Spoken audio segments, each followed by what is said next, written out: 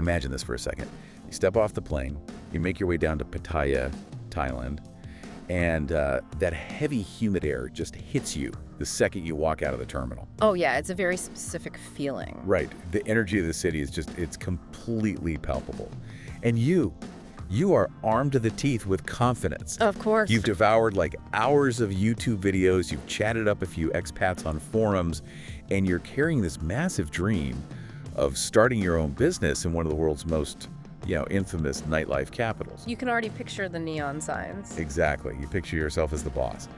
But fast forward exactly 6 months, you are down $50,000. Yeah. Maybe more. Easily more. Yeah. You have absolutely zero business to your name, your visa stability is non-existent, and you are sitting there in a cheap hotel room with absolutely no idea what just evaporated your life savings. It's a staggering picture to paint, and I think the truly chilling part of that scenario is just how mundane it actually is. Wait, mundane? Yeah, I mean, that isn't some rare anomaly or, a string of incredibly bad luck. That exact sequence of events plays out every single month, over and over again. It catches incredibly smart, capable people completely off guard. And that is exactly why we are doing a deep dive into this entire ecosystem today. We are exploring what we call the Pattaya business trap. It's a fascinating machine to unpack. It really is. We are going to meticulously break down the pipeline of failure, the psychological blind spots, the operational quicksand, and just the brutal reality of how eager entrepreneurs consistently lose their shirts out there. Right. Our mission today is to dissect the exact mechanics of this trap so you, the listener, know exactly how the machine operates, and more importantly, how you avoid becoming another cautionary tale. Because it is entirely avoidable if you know what to look for. Exactly. But before we look at the financial wreckage, let's talk about the antidote to this whole mess. Navigating foreign business landscapes requires serious, vetted local expertise. You just can't do it alone. No, absolutely not. Which is why this video is sponsored by Miya Solutions, a real estate investment and business consultancy based in Pattaya you can contact for a free consultation. Contact details are mentioned in the description.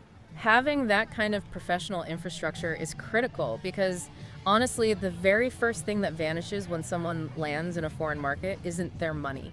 What is it then? It's their objectivity. It just goes right out the window. Okay, let's explore that psychological lure. Like, why are people so willing to open their wallets and just bypass their normal risk assessments? Well, it all comes back to the Pattaya dream, doesn't it? Yeah, it really does. Newcomers arrive and immediately see this promise of cheap apartment rent, a sun-soaked, laid-back lifestyle, and this overwhelming illusion that, massive business opportunities are just lying on the pavement. Just waiting to be scooped up. Right. You walk down high-traffic areas, places like Walking Street or Soy 6. You see these venues absolutely packed, shoulder to shoulder with people buying drinks.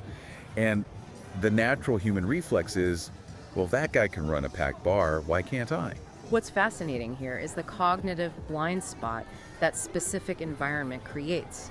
You are walking down a bustling street, the music is pounding, the drinks are flowing, and your brain is only registering pure, unfiltered revenue. You just see cash changing hands. Exactly. You are completely blind to profit margins. You're observing a packed Saturday night at the absolute peak of tourist season. Oh, right. And your mind entirely edits out the reality of a Tuesday afternoon during the rainy season when the streets are completely empty. You certainly aren't seeing the massive, relentless operational costs hemorrhaging behind the scenes just to keep those neon lights buzzing. Man, it's like standing on a casino floor and assuming everyone at the tables is getting rich because the lights are flashing and people are cheering loudly at the graphs table. It's a perfect analogy. You simply don't see the silent, empty wallets walking out the back door. But wait, let me push back on this premise for a second. Sure. If I'm looking at a street and there are literally 10,000 people walking down it every single night, isn't that constant foot traffic mathematically a legitimate indicator of a healthy market? How is that a bad place to open a business? I mean, that seems entirely logical on the surface, right? But it is a fundamental misread of the ecosystem. Foot traffic indicates a healthy market for the established players. Those are the businesses that have already optimized their daily operations. They've secured deeply discounted local supply chains, and they've built years of customer loyalty. So for a newcomer, it's different. Completely different. For a newcomer, foot traffic just means you are stepping into a hyper-visible, hyper-expensive arena where those established players will relentlessly outcompete you. Wow. The foot traffic is a mirage if your profit margins are so thin that you need 100 customers a night just to break even on the wildly inflated rent. The landlord charges a premium for that specific location. Okay, let's unpack this. Because that illusion of easy money and guaranteed foot traffic pushes the entrepreneur straight into the very first operational disaster. Step one. Yeah, step one. And the craziest part of this entire pipeline is that most people actually suffer their first massive financial blow before their business even legally exists. It happens so fast. The excitement pushes them to make incredibly fast, reckless decisions. The velocity of the mistake is key here. They arrive riding this massive wave of vacation adrenaline. They decide they need to move immediately before someone else steals their generic idea. Right, because obviously they're the first person to ever think of opening a bar in Thailand. Exactly. So they end up sitting at a bar, they meet an expat who speaks confidently and claims to know exactly how the system works, and they just bypass all due diligence. Oh no. Within a matter of days, they are handing over cash, paying holding deposits, and signing preliminary agreements that they literally cannot read. Because the documents are entirely in Thai. Yes. It's astounding. We see that right at this preliminary phase, people wipe out anywhere from $5,000 to $15,000 almost instantly. Just gone. And that's when the sunk cost fallacy immediately takes hold. Right. They've spent the money, so they feel they have to push forward into the reality of actually setting up a Thai company, which brings us to step two. And that is a rude awakening. Because back home, setting up an LLC might take 20 minutes on a government website. But in Thailand, it's a highly regulated, deeply complex system designed to protect local interests. It is the furthest thing from a DIY weekend project. The mandatory requirements are incredibly strict and require navigating layers of bureaucracy. For example, Well, for instance, in the hospitality sector, a foreigner generally cannot own 100% of their company. You are legally required to have Thai shareholders holding the majority stake. which most people don't know before they land. No, they have no idea. Furthermore, you can't simply incorporate a business out of your apartment. You need a legally registered commercial address from day one. You also need professional accounting set up immediately because the tax filings are rigorous. And what about actually working there?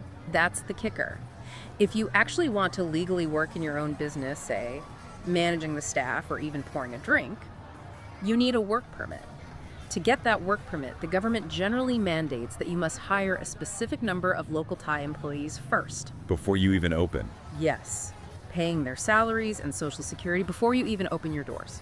The hidden costs buried in that structure are absolutely wild. You aren't just paying a one-time registration fee. Not at all. You're committing to mandatory monthly VAT filings, the social security contributions for a staff you aren't even utilizing yet, the visa and work permit processing fees, plus the retainer for a local accounting firm. That runs you another $100 to $300 every single month.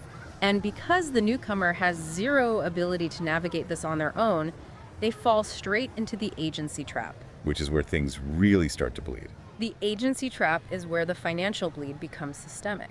Recognizing the overwhelming complexity, the newcomer hires a visa or business setup agency. Now, a reputable consultancy is invaluable. Like Miya Solutions, our sponsor. Exactly. But many unscrupulous shadow agencies operate by severely underquoting the upfront setup cost just to lock the foreigner in. Oh, They make it sound incredibly cheap to get the initial paperwork filed. But once you are reliant on them, they continuously nickel and dime you with exorbitant, inflated monthly fees for the mandatory accounting, the endless visa renewals, and the legal maintenance. You become a captive revenue stream to that agency. Precisely. That makes me think of buying one of those dirt cheap inkjet printers at an electronics store. You walk out feeling like an absolute genius because the printer was only 30 bucks. But then you get home and realize the manufacturer has engineered it so you are forced to buy their proprietary, exorbitantly expensive ink cartridges for the rest of your life just to print a basic black and white document. That's a great way to put it. By the time our entrepreneur realizes they are trapped in this recurring billing cycle, their cumulative loss has easily hit $15,000 to $25,000. And remember, they haven't poured a single beer. They haven't sold a single plate of food. They just have a stack of expensive paper. They are 25 grand in the hole, their stress levels are rising, and all they have secured is the legal permission to start spending even more money. Which accelerates the desperation. The entrepreneur is already financially bruised from the paperwork, but now they have to actually build the physical business. This is step 3. And this is where the most catastrophic financial bleeding occurs. The physical location. We touched on the danger of foot traffic earlier, but let's really dig into the mechanics of the real estate trap. Well, the entrepreneur is still operating under the false belief that maximum visibility guarantees success. They insist on securing a prime spot on a major street. Right. But reality dictates that high-traffic commercial real estate comes with brutal financial terms. We are looking at commercial rent anywhere from $2,000 to $6,000 a month for a shockingly small footprint. Which is insane. And that monthly rent is just the baseline. It doesn't factor in the local real estate concept known as key money. Oh, the key money. For anyone unfamiliar with this concept, key money is this massive, entirely unrecoverable upfront payment you hand over to the landlord just for the privilege of signing the lease. It's literally just the cost of entry. Yeah, it's not a security deposit you get back when you move out. It is a sunk cost. You pay the key money to get the keys, then you pay the inflated monthly rent, and then you stare at an empty shell of a building that you now have to entirely renovate. And those renovations aren't cheap. No. You are buying the plumbing, the furniture, the neon signage, the commercial refrigerators. The initial capital expenditure here easily rockets from $20,000 to $50,000 in a matter of weeks.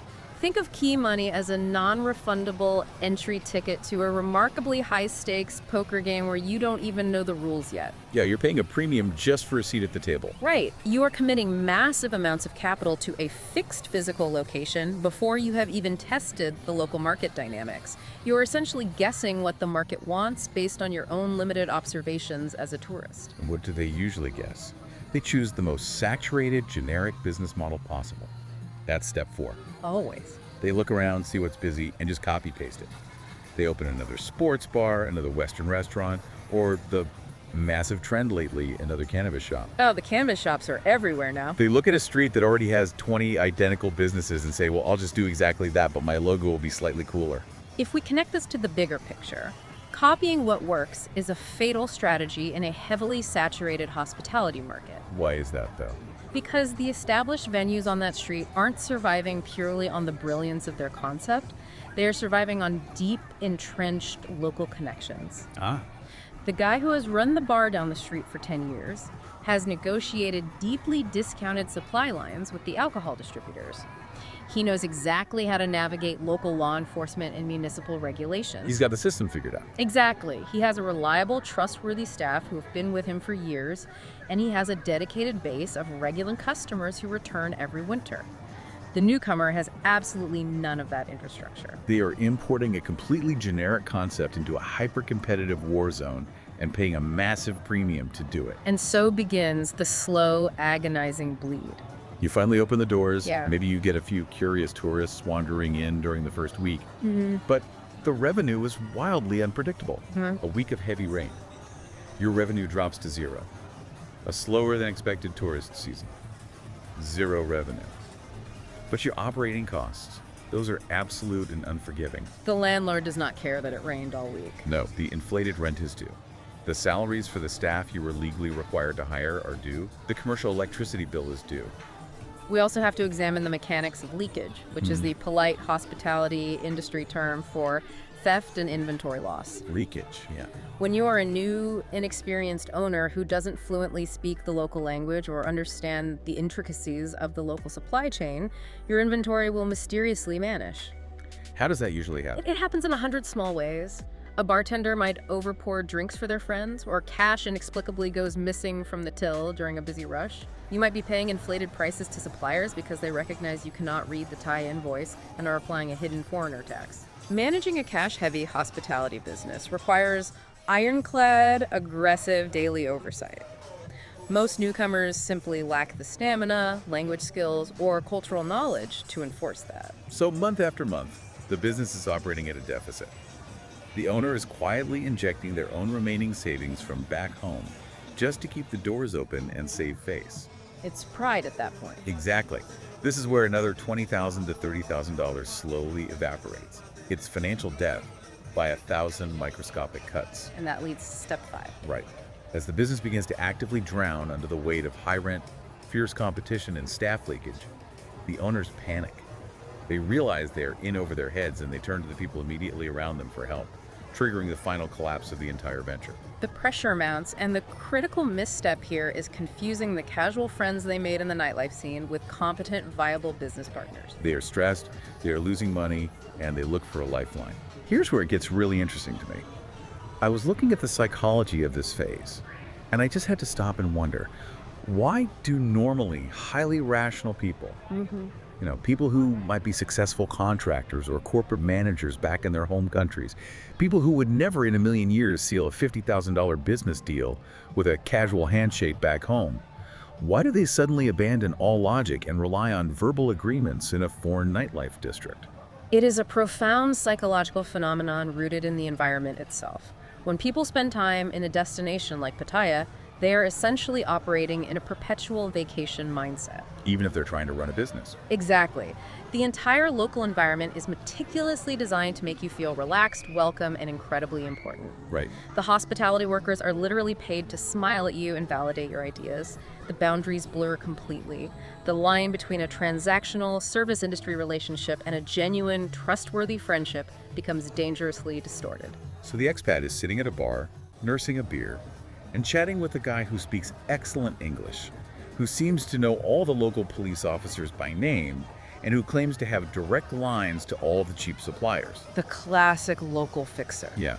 The desperate owner thinks, man, this guy is my savior. He's my ticket to turning this sinking ship around. They bring that individual in as a managing partner or a local fixer without drafting any formal contracts, without establishing any operational transparency, and without consulting a lawyer. It's just a handshake. It is a catastrophic vulnerability because the moment the capital actually dries up and the business is truly on the brink of insolvency, those casual verbal agreements evaporate into thin air. They just vanish. There is severe mismanagement of whatever funds are left. The local advisors suddenly stop returning phone calls, and because absolutely nothing was documented in writing, the foreign investor has zero legal recourse. They can't go to the police.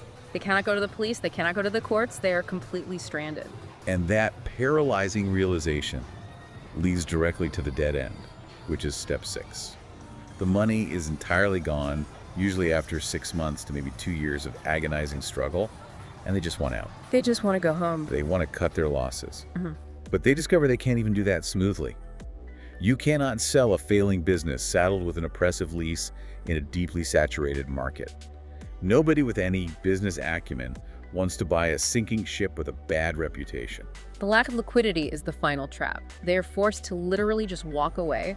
They forfeit their massive key money payment, they abandon their security deposits, and they leave behind tens of thousands of dollars in physical renovations that they paid for. It's devastating. They walk away with unimaginable mental stress, a shattered ego, and a total financial loss that easily exceeds $30,000 to $50,000, and frequently much more. It's an incredibly brutal reality check. Yeah. But the goal of this deep dive isn't just to revel in the doom and gloom. No, not at all. There is actually a highly logical blueprint for surviving and thriving in this environment, provided you respect the mechanics of the market. Yes, there are rules. So how do you actually navigate this successfully? It requires a complete paradigm shift. The first major rule is prioritizing meticulous research over emotional momentum. You have to spend months understanding the market dynamics. That means actively seeking out the businesses that have failed, not just gazing at the ones that are currently succeeding. Oh, that's a great point. You have to understand the severe seasonal revenue drop-offs, the true cost of local goods, and the hidden municipal taxes. You also cannot rush the legal and cost structure, which is rule 2. Right. A successful entrepreneur takes the time to map out exactly what their fixed legal, accounting, and labor costs will be, down to the dollar, long before they ever sign a commercial lease. You also have to rethink the concept of location, bringing us to rules 3 and 4. Instead of diving straight into the deep end, you test the waters. Don't just jump into Walking Street. Exactly. Rather than dropping a fortune on Walking Street, you find a location with slightly lower foot traffic, but significantly lower rent. It sounds counterintuitive, but lower overhead is actually your greatest asset when you are new. Lower overhead creates your financial runway. When your rent is manageable, you aren't forced into a panic if you have a slow week. Yeah. A quiet side street gives you the breathing room to make the inevitable operational mistakes, learn the supply chain, and train your staff without hemorrhaging cash. You are basically buying time to learn the system. You also have to establish ironclad boundaries regarding ownership and partnerships. Rule 5. Everything, and I mean absolutely everything, must be in writing. No exception. There are no handshakes, there are no gentlemen's agreements over a beer. If a potential local partner is offended that you want a formalized, legally binding contract, that is an immediate red flag and your cue to walk away from the table. And tying all of this together is Rule 6, the absolute necessity of an exit plan. Yeah. Before you inject a single dollar into a foreign venture, you must know the exact mechanism for extracting that capital if the market turns against you. Are your assets liquid? Exactly. Can the lease actually be legally transferred to a new buyer? If you do not have a clear, documented path to exit the business, you have no business entering it in the first place. This highlights exactly why objective professional guidance is not an optional luxury. It is a foundational requirement. Which brings us back to the importance of our sponsor, Miya Solutions. They are the ones who can actually help with all of this. Attempting to figure out the complexities of Thai corporate law, commercial real estate negotiations, and legitimate tax structures based on advice from a guy at a bar is how you lose 50 grand. A professional real estate and business consultancy provides the actual blueprint. They ensure your legal structure is sound. They expose the hidden costs before you commit, and they help you build the long-term strategies and exit plans that protect your capital. So check the description for their free consultation, because paying for legitimate advice up front is the best investment you can make. This raises an important question, though, doesn't it? It gets to the very core of the ecosystem we are examining. Exactly. When you open a business in a place like Pattaya, you assume you are just competing with the other bars and restaurants for tourist dollars, but you aren't. What are you actually competing with then? You are competing with institutional experience. The local ecosystem, the landlords, the suppliers, the shadow agencies has been extracting wealth from overly eager, inexperienced foreigners for decades. It's a machine. It is an incredibly efficient, finely tuned machine. If you do not respect that system, if you let your ego convince you that you are smarter than the market just because you have some capital and enthusiasm, that machine will consume your money without breaking a sweat. So what does this all mean? As we pull back and look at the whole picture, the grand takeaway isn't that Pattaya is an inherently terrible place to do business. No, not at all. It is a booming, dynamic city with massive economic velocity, but it is an incredibly, ruthlessly dangerous place to do business blindly. Yes. You can absolutely build a successful life there, but only if you strip away the emotion, swallow your ego, and discard the illusion that business is easy just because the lifestyle is relaxed. It demands extreme, unwavering pragmatism. Yeah. You must treat the market like a complex, potentially hostile environment until you have built the genuine local knowledge and professional infrastructure to navigate it safely. You know, we spent this entire deep dive analyzing the businesses that cater directly to the tourists. The neon bars, the busy restaurants, the cannabis shops. But I want to leave you with a slightly different angle to ponder as we wrap up. What if the most bulletproof, genuinely profitable businesses in a town like Pattaya aren't the ones selling cheap beer to backpackers at all? You mean the underlying infrastructure of the town itself? Precisely. What if the most lucrative operations are the professional consulting firms, the legal agencies, the commercial real estate brokers, and the restaurant supply warehouses? Oh. The businesses that are selling the infrastructure and the dream to the endless, unceasing wave of new expats arriving every single month trying to open those bars. It is the purest modern example of the classic gold rush theory. Exactly. In the middle of a chaotic gold rush, maybe you shouldn't be the guy standing knee-deep in the freezing river, blindly panning for gold, hoping to get lucky. Probably not. Maybe you should be the person sitting safely in a dry store on the riverbank selling the shovels and the maps. That's a powerful way to look at it. It's something to seriously think about the next time you picture someone landing in Pattaya with a head full of dreams and a wallet full of cash. If you are going to land in that environment, make sure you land with a solid blueprint, not just a beautiful illusion.